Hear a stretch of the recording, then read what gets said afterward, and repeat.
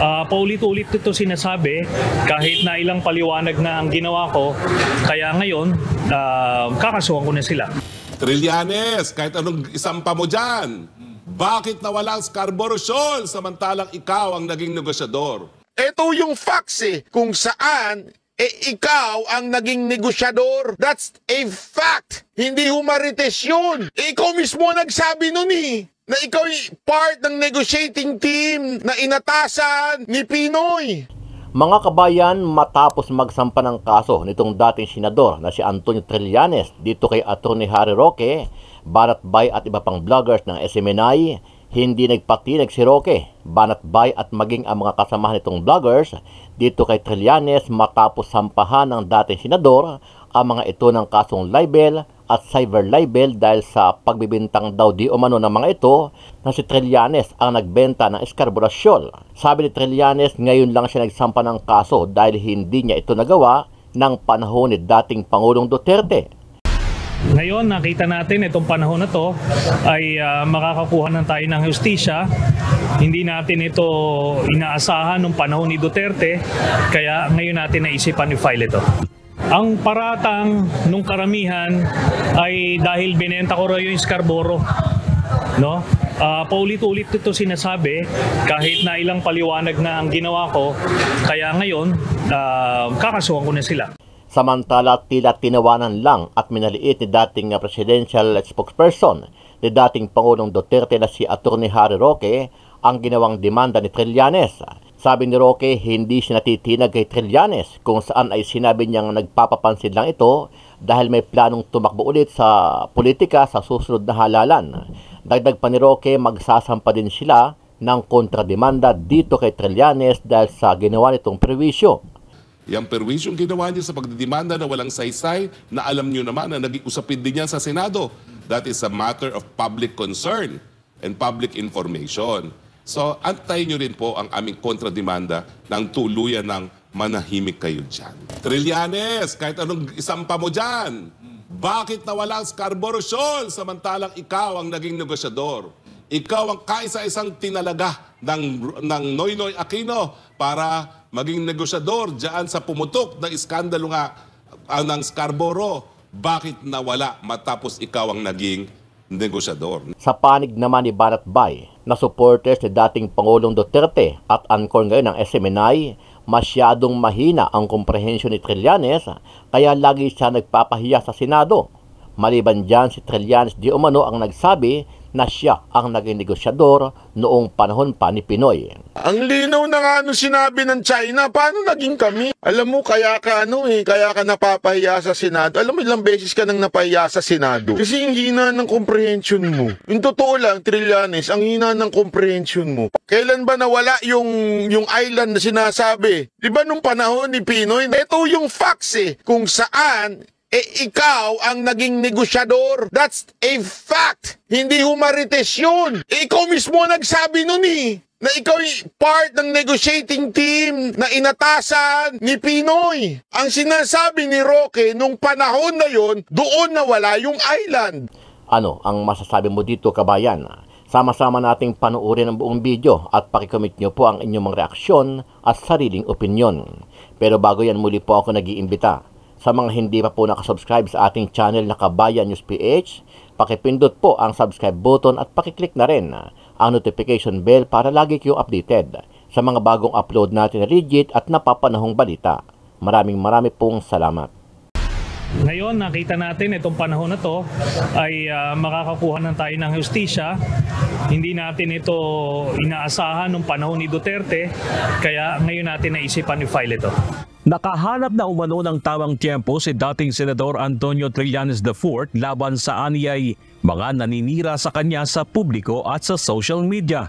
Kanina, naghain ng formal na reklamo si Trillanes sa Quezon City Prosecutor's Office para sa kasong libel at cyber libel laban kina dating Presidential Spokesperson Harry Roque, ilang reporters ng SMNI, vlogger na si Banatbay at iba pang mga social media accounts na panig sa mga Duterte. Pinagbibintangan umano siya na dahilan kung bakit nakontrol ng mga Chinese ang Scarborough Shoal o Baho de Masinloc. Si Trillanes ang umaktong back-channel negotiator ng bansa nang mangyari ang standoff sa Baho de Masinloc sa pagitan ng Pilipinas at China noong 2012. Ang paratang nung karamihan ay dahil binenta ko raw yung Scarborough.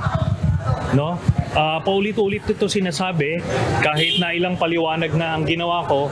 Kaya ngayon, kakasuhan ko na sila.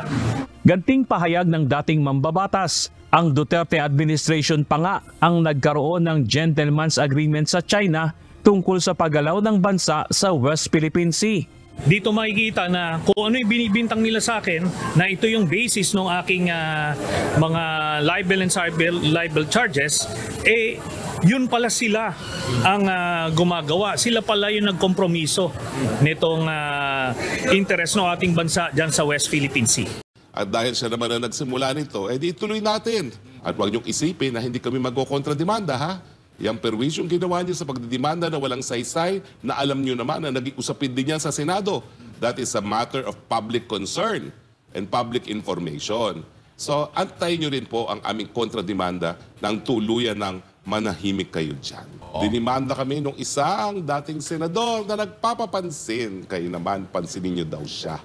At ang demanda niya, ayan, no, tuwan-tuwa siya na mayroon na naman siyang media attention, no? Talagang nag-release pa yan ng request to cover, no? At para naman napakalaking balita ang pagdemanda niya. Una-una, sino ba siya? Laos na siya, no? Wala na namang nagbibigay ng relevance sa kanya. At ang dinimanda daw niya, ang basihan daw ng pagdemanda sa amin, although hindi pa nakikita ang complaint, yung sinabi na nabenta daw niya, siya nagsabi niyon, ha? Hindi kami, ha? Ni minsan di ko sinabing binenta niya ang Scarborough. Siya nagsabi niyan kahapon sa kanyang TV interview na ibinenta daw niya ang Scarborough. Well, Mr. Trililing, alam mo naman, wala kami ganyang sinasabi. Ikaw ang nagsabi niyan. Tapos magagalit ka kapag inulit. Pero kita mo siya, talagang wow, feel niya na balik na naman siya sa limelight at the expense of SMNI and its anchors and its reporters. No? Pero haharapin po natin yan. Dahil hindi po kami ang nagsabi na meron siyang kinalaman sa pagkawala sa atin ng Scarborough Shoal. Yan po ay naging diskusyon sa Senado nung siya ay Senado pa. Si Juan Ponce Enrile bilang Senate President po ang nagbukas ng ganyang usapin. Ang akala niya, nakalimot na tayo. Pero at the time of internet, na lahat yan ay nasa internet, napakadaling ma-retrieve po yan. At yan ay nasa journal din ng Senado. So bring it on! At tignan po natin kung ano mangyayari sa demanda nyo. At huwag niyong isipin na hindi kami magkokontrademanda, ha? Yang perwisyong ginawa niyo sa pagdidemanda na walang saysay, na alam niyo naman na naging usapin din yan sa Senado. That is a matter of public concern and public information. So, antayin niyo rin po ang aming kontrademanda ng tuluyan ng manahimik kayo dyan. Di ba po? Asahan niyo po yan, hindi tayo uurong sa ganito. Kung siya lang ang kalaban, no? Kaya parang nakaka-insulto na siya lang ang kalaban. Pero attorney, ngayon na may isinampa siyang kaso, cyber libel case at libel case nga, ibig sabihin ba nito, bawal ka nang magsalita? Of course not. Oh, of course not. Trillanes, kahit anong isampa mo dyan, bakit nawala ang Scarborough Shoal samantalang ikaw ang naging negosyador? Ikaw ang kaisa-isang tinalaga ng Noynoy Aquino para maging negosyador dyan sa pumutok na iskandalo nga ng Scarborough. Bakit nawala matapos ikaw ang naging negosyador? Karoon tayo ng ambassador doon. Hindi natin ginamit yung ambassador doon, yung Ambassador Brady. Talagang pinakailaman ni Trillanes. Anong resulta? Nawala ang Scarborough Shoal. Hindi mo yan maibabago. Kaya wag mo nang ulitin, wag mo nang i-rewrite ang ating kasaysayan. Dahil nung ikaw ay tinalagang negosyador, talagang nawala sa atin ang Scarborough Shoal, harinawa, wala nang mag-appoint sa'yo na negotiator para sa kahit anong bagay. Dito makikita na kung ano yung binibintang nila sa akin na ito yung basis ng aking mga libel and libel charges, yun pala sila ang gumagawa. Sila pala yung nagkompromiso nitong interest ng ating bansa dyan sa West Philippine Sea.